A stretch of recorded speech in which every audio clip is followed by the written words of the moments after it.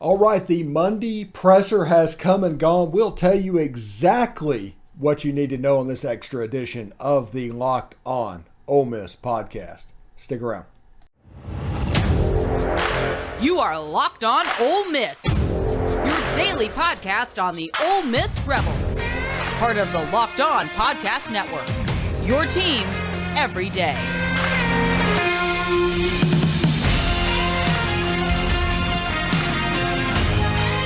All right, welcome to this extra edition of the Locked On Ole Miss podcast. I'm your host, Stephen Willis. Thank you very much for tuning in today. Presser day, Lane Kiffin met with the media. He actually did not say hardly anything. You see a little bit of Nick Saban in the way he is handling the media and some of his mannerisms, especially the third and fourth quarter of a blowout game. And that lets you know that this Ole Miss team could be quite special. The line moved up a little bit from yesterday.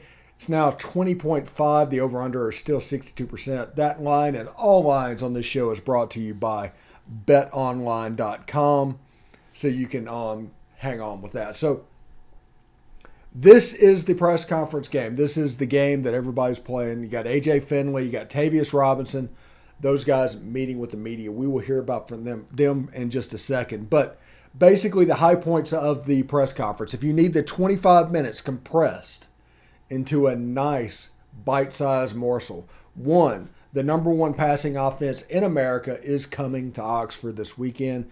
This is going to be a test in our secondary. This will be an excellent test before Kentucky comes to town next week. That time has been announced. It's 11 a.m. Central on ESPN right out of game day. That tells me that is their lottery ticket in case Texas A&M pulls the upset. So they're either going to be in Fayetteville or Oxford probably next week. So we'll see exactly how that goes. But that is going to be a huge test. A.J. Finley said you want tests like that. He almost looks robotic answering questions in the secondary, which is interesting with this defense. This defense has given up 4.3 points per game, which is kind of impressive, and they haven't given up more than 21 points in 8 games. It's impressive numbers for people that lived through 2018 to see exactly where this team is. Absolutely impressive numbers.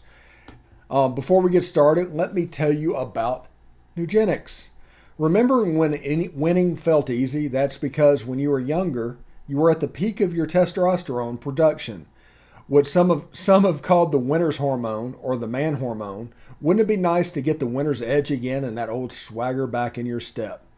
Want more energy to counter the negative physical effects of aging? Nugenics Total T testosterone booster with Testofen will help you turn back the clock, re-energize your workouts, and get you better results at the gym. Help you look and feel more like the man you really want to be.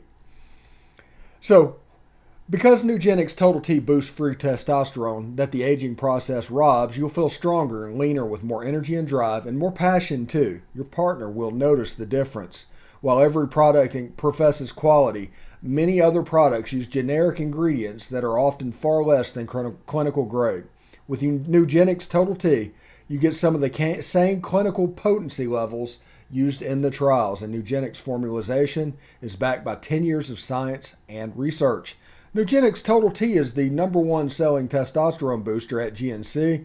Total T can help you re-energize your life and help you get back to the powerful, confident, good-looking warrior. Now, get a complimentary bottle of Nugenics Total T when you text COLLEGE 2231231. Again, text now and get a box of Nugenics Thermo, their most powerful fat incinerator area with key ingredients to help you get back into shape fast. Absolutely free. Text COLLEGE at 2231231. Text COLLEGE to 231-231. Message and data rates may apply. Terms apply. It's available at nugenics.com/terms. And also, I do want to tell you about BetOnline, I do believe. Just a second. Yes, BetOnline. It's your number one source for all of your pro and college football betting needs and sports info this season. Find all of the latest football league developments and game matchups. news and podcast, including this year's opening week games. BetOnline is also your continued source for all your sporting wagering information, including live betting, esports, and scores. Of course, you can see at the line. That line, including all lines, is on this site and is brought to you by BetOnline. The fastest and easiest way to check in on all your favorite sports and events, including MLB, MMA, boxing, and golf. Head to the website today or use your mobile device to learn more about the trends and action. BetOnline, where the game starts. Now, once you listen to these guys talk, you'll realize that they honestly didn't say that much. You learned that Tulsa was good, which you normally learn about in these press conferences. You learned that the defense is disciplined from both Tavius Robinson and AJ Finley. You learned that Lane Kiffin wants elite high school players to play at Ole Miss. So it was kind of a funny little jab there. So we put that one in there as well.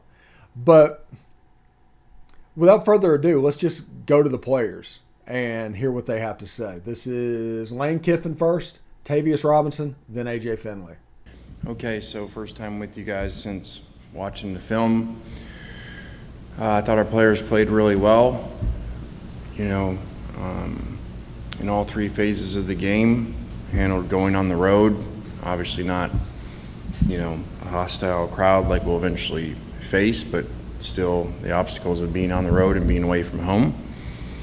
And, put a pretty good recipe to win. You basically make them go 3 and out or 4 and out, every series, and then, run the ball for over 300 yards and 60 some carries. You're going to win a lot of games.